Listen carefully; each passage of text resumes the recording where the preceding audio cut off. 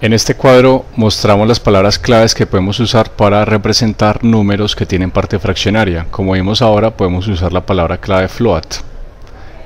Esta palabra clave float nos va a permitir declarar una variable con parte fraccionaria que va a tener en memoria 32 bits. Va a ocupar en memoria 32 bits.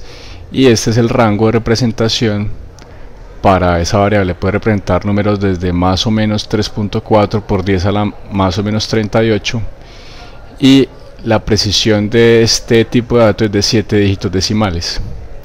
Esta es la forma de declarar una variable de tipo float, que es algo que ya habíamos visto. Aquí estamos dándole un valor inicial a la variable, por eso se habla de una inicialización. O sea, al momento de declarar una variable podemos darle de una vez un valor inicial.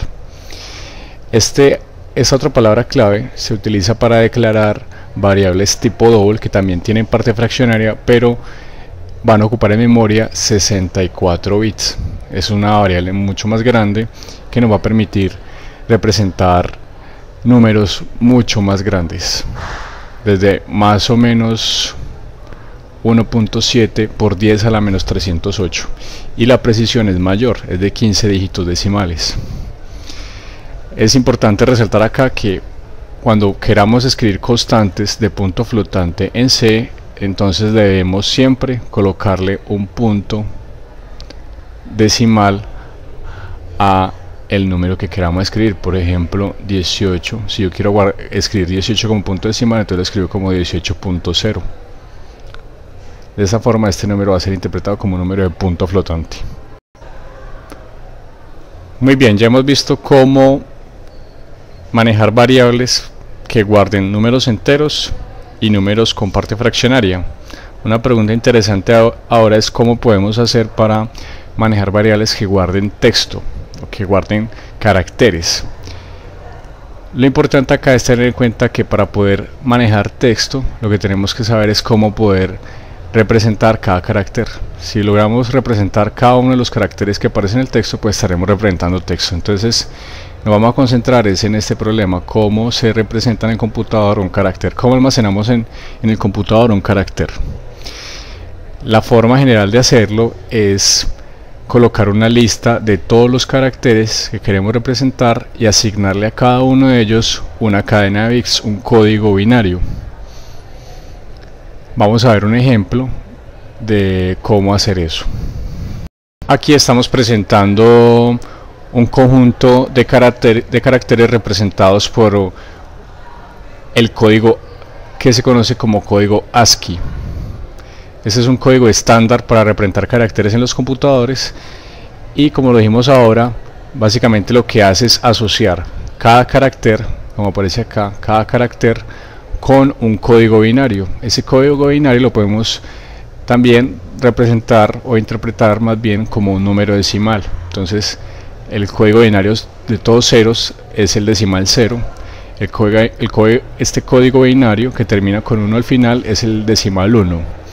Bueno, normalmente trabaja el código ASCII en decimal, no en binario, porque es más fácil de recordar.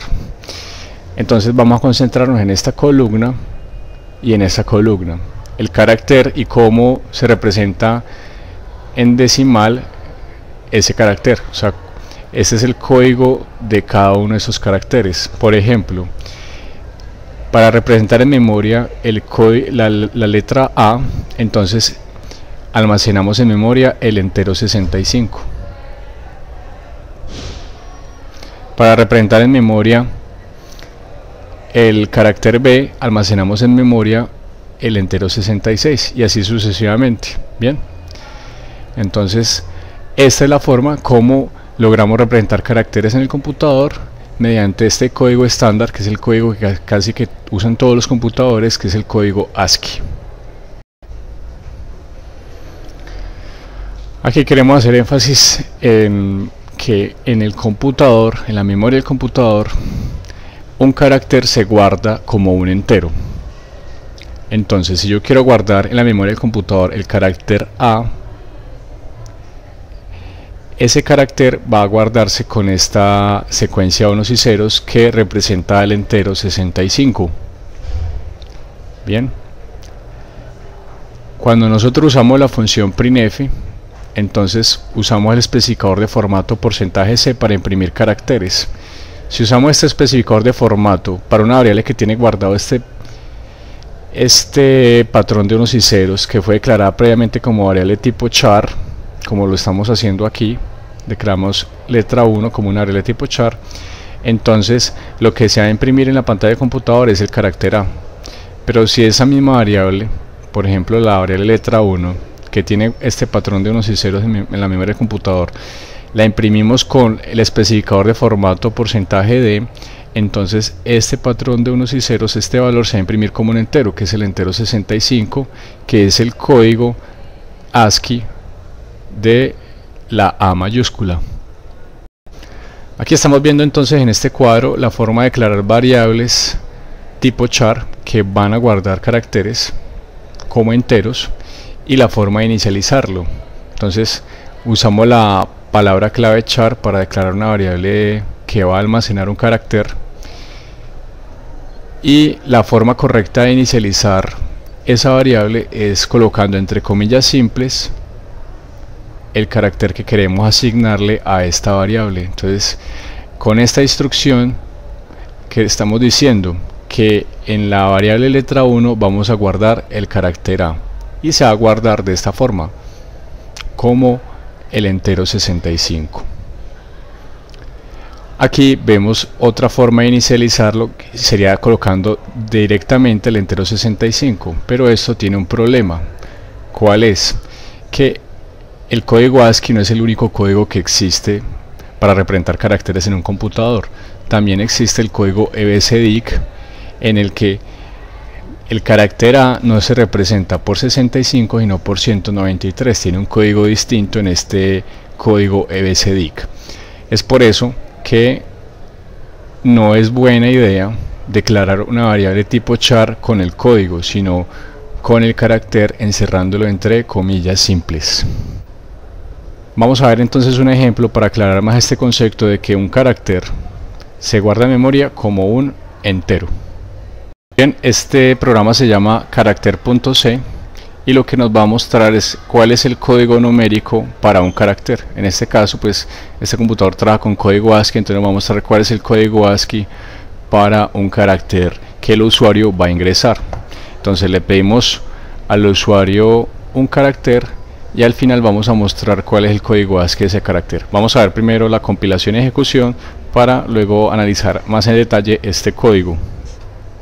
Muy bien, aquí ejecutamos el programa y nos aparece un mensaje: por favor ingrese un carácter. Entonces voy a ingresar por ejemplo el carácter A mayúscula como lo vimos en las diapositivas, y efectivamente aquí nos aparece que el código en ASCII para el carácter A es 65. Si yo lo ejecuto de nuevo para otro carácter, por ejemplo la A minúscula pues es un carácter distinto a la A mayúscula y tiene un código diferente, como aparece acá. El código para la A minúscula es 97. Si usted mira la tabla en internet, encuentra fácilmente esa tabla, la tabla del código ASCII, va a encontrar que efectivamente la A mayúscula tiene el código 65 y la A minúscula tiene el código 97 en el sistema ASCII. Veamos entonces el código para entender bien qué está ocurriendo acá. Bien, lo primero que vemos acá es una variable que está siendo declarada con el tipo de dato char. Esto normalmente lo hacemos para guardar en una variable un carácter, es porque vamos a guardar en una variable un carácter, entonces usamos el tipo char. Aquí entonces estamos pidiéndole al usuario que ingrese el carácter, y con esta línea que estamos haciendo la entrada del usuario y la vamos a interpretar como un carácter. ¿Por qué? Porque en la cadena de control tenemos el especificador de formato %c.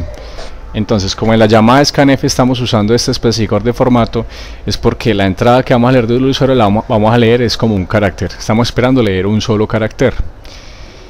¿Y dónde vamos a guardar ese carácter que vamos a leer? En esta variable carácter, como aparece acá. Lo que leemos del usuario, que es un carácter, lo vamos a guardar en esta variable que llama carácter, y siempre recordar usar este ampersand a la izquierda de la variable. Y bueno, finalizamos con punto y coma.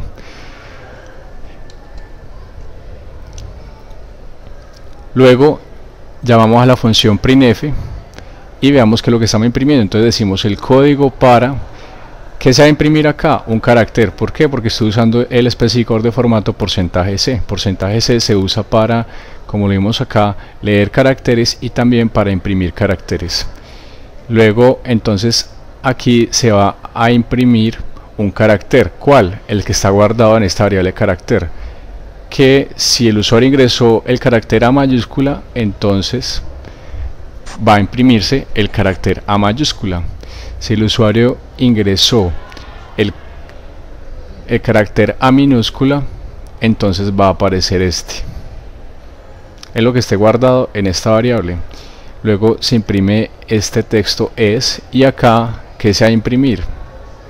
Un entero. ¿Por qué? Porque estoy usando %D. %D, como lo hemos visto ya en otros ejemplos, se utiliza para leer e imprimir enteros. Para leer e imprimir enteros. Entonces acá, ¿qué se va a imprimir? Lo que esté guardado en carácter. Como lo dijimos ahora, un carácter se guarda como un entero. ¿Cuál? El código del carácter. Si yo ingresé A, entonces no se guarda, lo que se va a guardar es el código entero de la A. Si estamos usando sistema ASCII, se va a guardar el 65, que es lo que se va a imprimir donde aparece este especificador de formato. Para terminar, queremos mostrar aquí otra secuencia de escape distinta a al \n que ya hemos visto, que es el que hemos utilizado para imprimir enters o nuevas líneas. Podemos usar también \t para hacer una tabulación horizontal, o \v para una tabulación vertical, o comilla para una comilla simple. Este es importante, cómo imprimir comillas dobles dentro de una cadena de control, puesto que las comillas dobles se utilizan precisamente para abrir y cerrar una cadena de control. Pues bien, usando esta secuencia de escape, seguido de la comilla doble. Lo mismo esto, ¿cómo puedo yo imprimir un sabiendo que el es el que normalmente utilizo para iniciar una secuencia de escape? Pues con doble \. Bien, entonces aquí en esta tabla mostramos distintas secuencias de escape para imprimir caracteres que son difíciles de imprimir.